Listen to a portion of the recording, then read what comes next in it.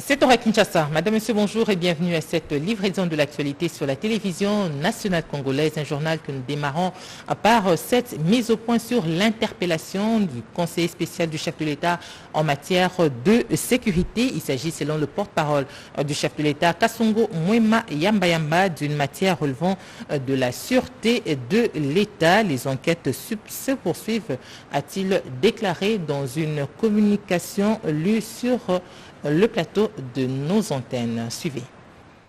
Bonsoir. Bonsoir. Vous avez une communication de la présidence de la République. C'est tout à fait ça. Oui. La présidence de la République tient à informer la population concernant les récents événements ayant conduit à l'interpellation du conseiller spécial du chef de l'État en matière de sécurité. Il s'agit d'une affaire relevant de la sûreté de l'État. Une matière de ce genre est de la compétence exclusive de l'Agence nationale des renseignements ANR. Il n'est pas dans les habitudes de ce service de communiquer sur ses activités. Toutefois, dans l'état actuel des choses, on peut affirmer que les enquêteurs disposent d'indices sérieux attestant d'agissements contre la sécurité nationale. Les enquêtes se poursuivent et les investigations s'effectuent à différents niveaux. S'il s'avère nécessaire de communiquer davantage, le gouvernement de la République s'en chargera. En attendant, la présidence de la République invite la population à la vigilance et à éviter de donner du crédit aux spéculations mensongères diffusées par des personnes mal intentionnées dans les médias et sur les réseaux sociaux. Les indices sont suffisamment sérieux et ne peuvent donner matière à d'autres considérations de nature ou de type tribal, clanique ou régional. Le processus démocratique amorcé dans notre pays par la première passation pacifique du pouvoir en janvier 2019 est un acquis sacré à préserver à tout prix. Aucune tentative de déstabilisation de nos institutions démocratiques ne sera tolérée. De ce fait, durant le temps de l'enquête, il est demandé à la population de garder son calme et de vaquer sereinement à ses occupations quotidiennes. La situation est sous contrôle. Et le président de la Chambre basse du Parlement, Christophe Mbosso Nkodia, a encouragé le chef de l'État Félix-Antoine Tshisekedi Tshilombo pour avoir effectué un brillant mandat à la tête de l'Union africaine. Christophe Mbosso lui a également remis le diplôme d'honneur qui est le prix d'excellence décerné à feu Étienne Tshisekedi Wamulumba. Pour avoir exercé avec succès un brillant mandat à la tête de l'Union africaine, le président de la Chambre basse du Parlement, Christophe Mbosso Kodiampanga, est venu féliciter le chef de l'État Félix-Antoine Tshisekedi Tshilombo ce mardi 8 février 2022 à la Cité de l'Union africaine et lui témoigner de son soutien pour matérialiser sa vision pour la République démocratique du Congo. Depuis son retour au pays, après son brillant mandat à la tête de l'Union africaine, où ses pairs l'ont proclamé héros africain pour la lutte contre la violence faite à la femme. Je suis venu lui rendre hommage. Je suis venu lui dire grand merci pour ce mandat qu'il a exercé avec distinction. Donc, c'est la preuve du rayonnement de la République démocratique du Congo sur le continent africain et dans le monde entier. L'occasion faisant le larron, Christophe Mbosso Kodiampanga était également porteur d'un diplôme spécial d'honneur ordre perpétuel des personnalités légendaires d'Afrique, décerné au patriarche Étienne Tshisekedi Wamulumba d'heureuse mémoire par l'université de Kinshasa qu'il a remis au président Félix-Antoine Tshisekedi. Comme on dit, à tout seigneur, tout honneur, je suis venu lui remettre en sa qualité d'héritier légitime du feu patriarche Étienne Tshisekedi Wamulumba les diplômes d'honneur et les prix d'excellence qui a été décerné au fait patriarche Étienne Tshisekedi Wamulumba par le membre de la faculté de droit lors de journées scientifiques organisées en mémoire du 5e anniversaire du fait Étienne Tshisekedi Wamulumba. J'ai remis ces prix au chef de l'État en sa qualité d'héritier légitime. Le président de l'Assemblée nationale a présenté la situation du pays et rassuré au président de la République du bon fonctionnement de son institution. Zhu Jing et Bruno Aubert, respectivement ambassadeurs de la République de Chine et de France, ont échangé avec le président de la République, Félix-Antoine Tshisekedi Tshilombo. Les échanges ont tourné autour de l'état de coopération entre, d'une part, Kinshasa et Beijing et d'autre part, Kinshasa et Paris. Et ces deux diplomates ont tous réitéré pour l'année 2022 la disponibilité par leur pays de travailler avec Kinshasa. Rachel Foutou, reportage. Les balais diplomatiques ce mardi 8 février 2022 à la Cité de l'Union africaine. Le président de la République, Félix-Antoine Tshisekedi Tshilombo, a reçu dans son bureau de travail tour à tour l'ambassadeur de la République populaire de Chine en République démocratique du Congo, Zhu Jing, et celui de la République de France en RDC, Bruno Aubert. 50 ans après, la coopération bilatérale entre la République démocratique du Congo et la République populaire de Chine reste au beau fixe, a indiqué l'ambassadeur de la Chine en RDC. Nous sommes au début de l'année 2022 qui marque le 50e anniversaire de la normalisation des relations diplomatiques entre la RDC et la Chine. Donc j'ai discuté avec le chef de l'État pour penser ensemble les manifestations qu'on pourrait organiser durant l'année pour commémorer cet événement important. Nous avons aussi passé en revue notre coopération avec un bilan très positif pour l'année 2022 qui est marqué par un record des échanges commerciaux, aussi par de nouveaux projets qui se sont réalisés. J'ai aussi réitéré durant l'entretien la disponibilité de la Chine à accompagner la RDC dans l'accomplissement de ses ambitions, surtout sur le plan d'amélioration des infrastructures.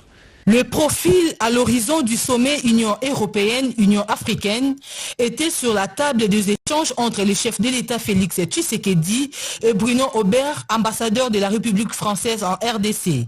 La France a réitéré sa disponibilité de travailler avec la République démocratique du Congo. Ce qui était au premier plan, ce sont les prochaines échéances diplomatiques. Il y a eu évidemment le sommet de l'Union africaine, la présidence sortante de l'Union africaine. Se profile à l'horizon le sommet Union européenne-Union africaine. La visite du secrétaire général des Nations Unies probablement à Kinshasa pour le mécanisme de suivi de l'accord d'Addis Abeba. Cette coopération se porte très bien. Nous avons vraiment des projets dans toute une série de sujets qui sont importants pour les Congolais. L'augmentation des engagements de l'AFD, je ne peux pas être très précis, mais on a un horizon de 100 millions d'euros. Et puis ensuite tout ça est mouvant parce que ça dépend aussi des projets qui sont consommés en instruction et des nouvelles décisions qui pourraient avoir lieu. À en croire l'ambassadeur de la France en RDC, son pays, par le truchement de l'Agence française de développement AFD, s'est dit prêt à appuyer la RDC dans le secteur de la santé et de l'éducation. Tout à fait autre chose à présent. L'application FinAlert, ce dispositif a été présenté au ministre des Finances Nicolas Kazadi. C'était au fleuve Congo Hôtel. Il était question de faire une mise en place d'un plan de réforme rigoureux afin de mettre un terme à la fraude fiscale. Sévérine Pascal Katanda, reportage. Au regard de plusieurs plaintes enregistrées dans les secteurs des fiscalités et autres services publics des finances, les taux élevés de taxes, le coût des temps et de revenus aux contribuables congolais, des droits et d'autres taxes qui n'ont aucun soubassement, a conduit les gouvernements congolais à mettre en place un plan de réforme vigoureux et ambitieux pour remédier à cette situation. La détermination du ministre des Finances à mettre fin à la fraude fiscale va se reposer désormais sur un dispositif dont la dénomination vaut tout un programme. Il s'agit de l'application électronique FinAlert qu'on peut télécharger sur téléphone, tablette, ordinateur ou joindre par un numéro vert, les 165 sur Vodacom, RTL et Orange. Ce dispositif a été présenté par le ministre des Finances, Nicolas Kazadi, le lundi 7 février 2022, au cours d'une cérémonie à Fleuve Congo Hotel. L'application FinAlert est légale pour l'amélioration du climat des affaires et favorise les recettes intérieures de l'État en le rendant plus optimal. Le dispositif FinAlert, que j'ai l'honneur de vous présenter ce jour, offre une opportunité pour toute personne, qu'elle soit physique ou morale, toute nationalité confondue, victime ou témoin, de communiquer directement avec le ministre des Finances et de dénoncer les cas de fraude, qu'il s'agisse de fraude douanière, de fraude fiscale, de détournement des deniers publics, d'évasion fiscale ou de toute autre tracasserie financière. Mais à travers une vaste campagne médiatique de sensibilisation, je suis fier de poser cette pierre supplémentaire à l'édifice entamé par le chef de l'État depuis son discours d'investiture en janvier 2019. La nouvelle application va retoucher la structure fiscale et la fiscalité elle-même. La RDC sera présente à la deuxième assemblée plénière des parlementaires à Nairobi au mois d'avril prochain. L'invitation a été transmise au premier vice-président du Sénat par l'ambassadeur Unyonga. Les deux personnalités ont profité de l'occasion pour faire un tour d'horizon sur la situation sécuritaire. Les précisions avec Robert Ndaïchi-Sensé. C'est une suite logique des rencontres programmées pour discuter et prendre des mesures en ce qui concerne les menaces sécuritaires dans la région du Grand Lac. À Kinshasa, l'ambassadeur Onyango Kakoba, secrétaire général du Forum des parlementaires de pays membres de la conférence internationale sur la région de Grand Lac, a échangé avec le premier vice-président du Sénat, Edi Mundela Kankou. Les deux personnalités ont fait un tour d'horizon sur la situation sécuritaire dans la région de Grand Lac et surtout des menaces permanentes qui pèsent sur les pays membres de la région, en particulier les menaces djihadistes à l'est de la République démocratique du Congo. The Forum of Parliaments of ICGLR, which is due to take place in Nairobi. We discussed about it. Nous avons deuxièmement parlé de la situation dans la région des Grands Lacs, la situation sécuritaire principalement. Nous avons parlé de la réunion qui aura lieu, qui va connaître la participation des présidents des parlements qui vont justement débattre des questions rentrées à la sécurité dans la région des Grands Lacs, de la montée de l'islamisme, notamment dans l'est de la RDC, et le rôle que le Parlement peut jouer pour mettre fin, pour porter leur contribution par rapport à cette question. Du 2 au 6 avril 2022, Nairobi accueillera pour la deuxième fois la deuxième assemblée plénière du Forum des parlementaires. Le premier vice-président du Sénat, Edi Mundela Kankou, prendra part à cette grande rencontre. L'ambassadeur Onyango a transmis l'invitation au numéro 2 du Sénat. À l'assemblée d'avril prochain, les parlementaires devront réfléchir sur leur rôle dans la prévention des conflits et leur implication pour stabiliser la situation sécuritaire dans la région des Grands Lacs, partant de la République démocratique du Congo.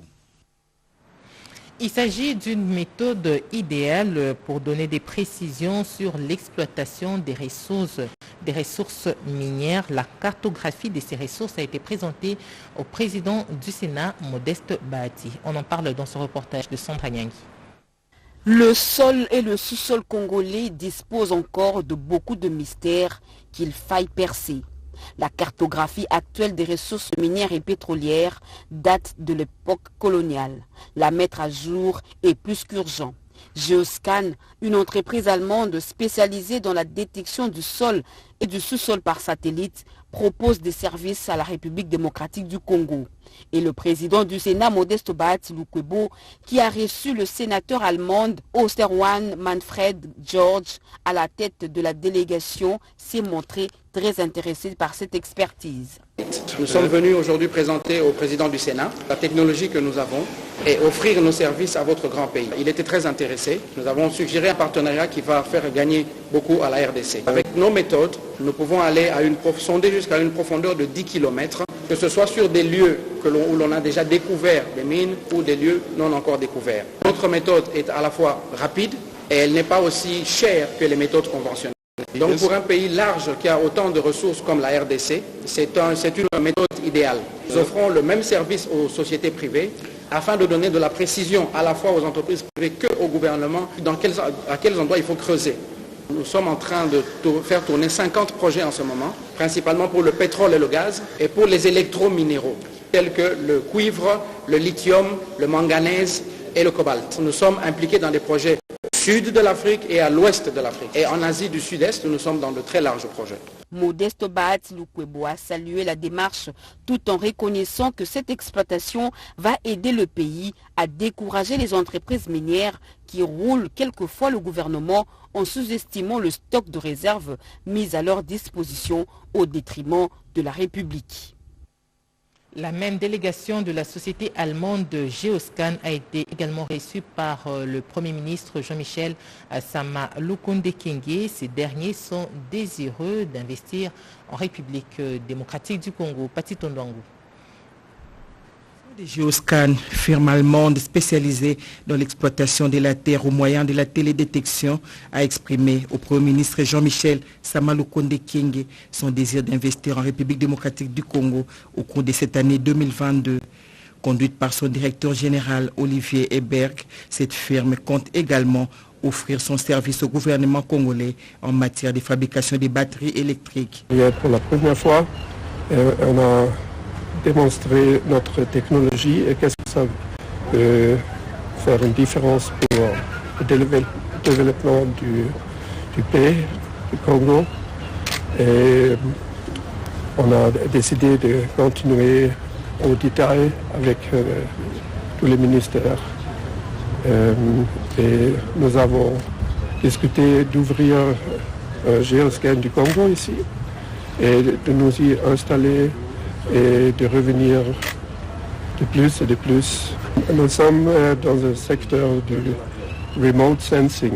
Comment est-ce que ça veut dire? Le sondage à distance. On analyse des photographies du satellite et avec nos mêmes technologies et arithmiques. Les algorithmes. On est possible de trouver tous les matériaux jusqu'à 10 000 mètres de profondeur. Ça peut être hydrocarbons. Les hydrocarbures. Et ça peut être de l'or. Ça peut être des minéraux. Spécialement pour faire des batteries pour le futur. Électrique. Geoscan dispose d'une technologie de pointe pour le scannage de la Terre.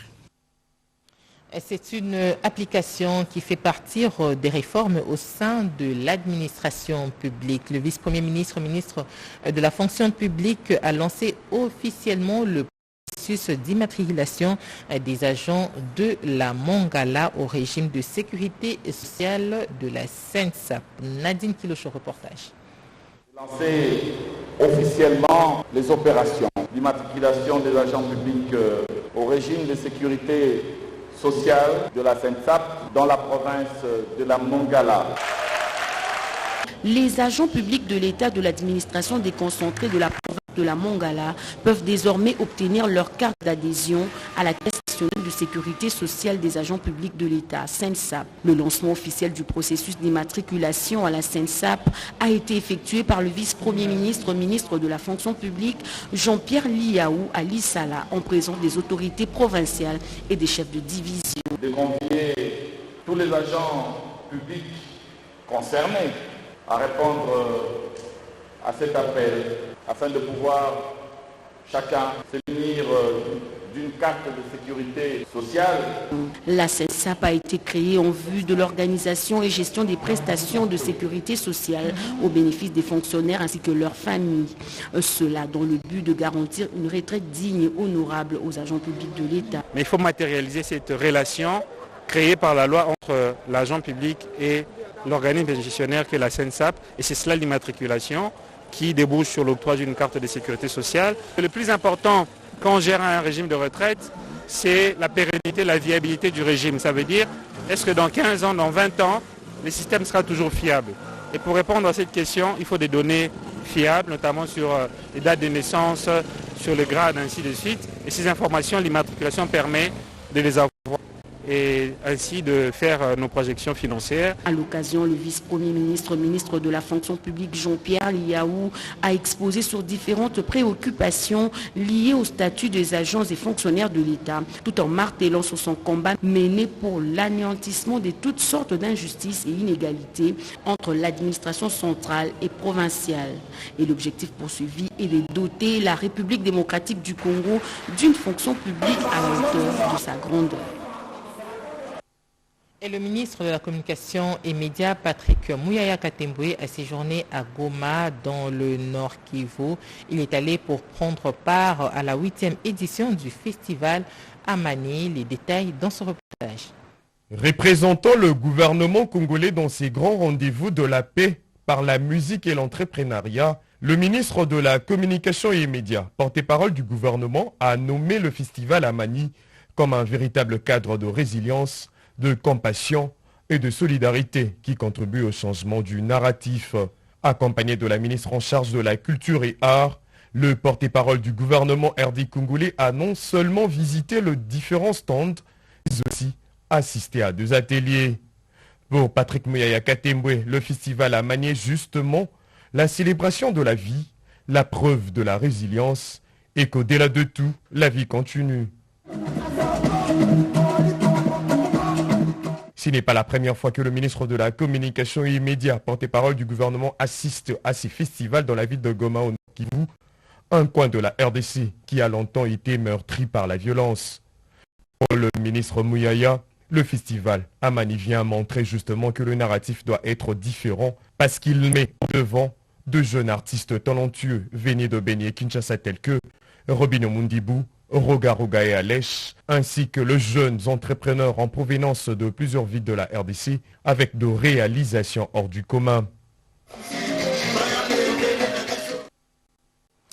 Et pour terminer, la Commission électorale nationale indépendante, à l'heure de la révision des textes réglementaires, une initiative du président Denis Kadima Kazadi qui a lancé ses travaux le mardi 8 février 2022. Téti Samba, reportage. Les membres de la Commission électorale nationale indépendante prennent une part active à l'Assemblée plénière sur la restitution des travaux de la commission chargée de revisiter les règlements intérieurs, administratifs et financiers ainsi que le code de la bonne conduite. Ouvrant ses assises ce mardi 8 février 2022, le numéro 1 de la centrale électorale, Denis Kadima Kazadi, a loué le travail abattu par ses prédécesseurs, plus particulièrement l'abbé Apollinaire Malmalou, et invité les participants à avoir à cœur l'intérêt de poursuivre sur la même lancée pour marquer leur passage. C'est dans ce contexte que la restitution des travaux de la commission chargée de revisiter le règlement intérieur, le règlement administratif et financier ainsi que le code de bonne conduite vont se dérouler. Notre exercice est d'adapter ces instruments à la lumière des innovations apportées par la loi organique sur la CENI, telle que modifiée et complétée à ce jour. Nous devons imprégner les valeurs que nous avons définies lors de notre planification stratégique. Ici, je pense particulièrement à la bonne gouvernance. Le président de la centrale électorale a tenu à rappeler que le texte réglementaire actuel date de 10 ans et donc nécessite à ses yeux une réadaptation. Pour sa part, le premier vice-président de la centrale électorale, Bienvenu Ilanga Limbo, a précisé que ces textes seront soumis à l'adoption en plénière par le président de la CENI. C'est conformément à une recommandation de la plénière, une commission qui avait comme mission de travailler sur quelques textes réglementaires, notamment les règlements intérieurs, les règlements administratifs et financiers et enfin le code de bonne conduite. Cette plénière, qui va se clôturer le jeudi 10 février 2022, intervient au lendemain de la publication de la feuille de route du processus électoral. Et c'est l'essentiel de cette livraison de l'actualité sur la télévision nationale congolaise. Madame, Messieurs, nous vous disons merci de nous avoir suivis. Prenez rendez-vous à 10h avec Adam Chemissi pour l'actualité africaine et 13h30. Téti Samba. Au revoir et à la prochaine.